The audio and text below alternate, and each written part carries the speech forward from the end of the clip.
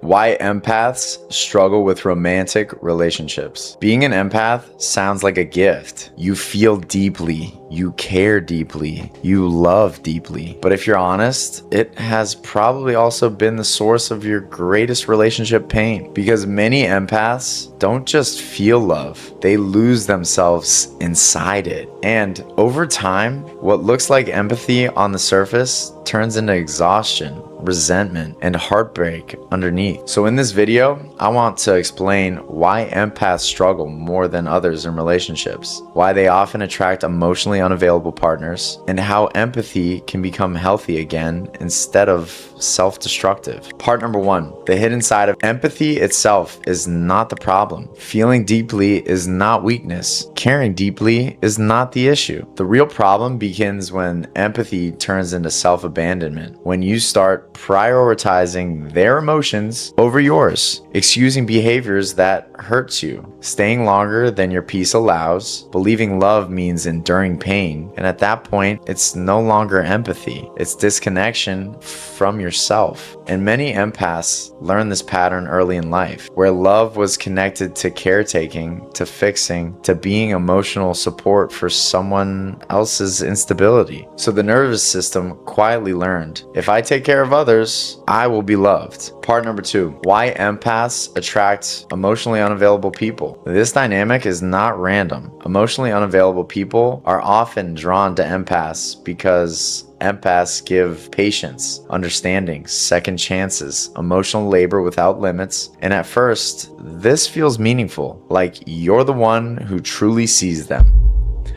But over time, you realize something painful. You are giving more and more while receiving less and less. Not because you're not enough, but because empathy without boundaries just invites imbalance. And imbalance then just always leads to pain. Part number 3, confusing caretaking with love. One of the deepest struggles for empaths is this belief. If I love them enough, they will finally love me the same way. So you try harder, you give more, you understand more, and you forgive more. But real love is not built on how much pain that you can tolerate. Real love is built on mutual emotional responsibility. Two people choosing each other, two people showing up, two people protecting the connection, not one person carrying the emotional weight for both. Part number 4, the cost of losing yourself. When empathy becomes self-abandonment, the cost is quiet, but it's deep. You stop listening to your intuition. You ignore the red flags, you feel guilty for having needs, and you feel responsible for their healing. And slowly, you disappear inside the relationship until one day, you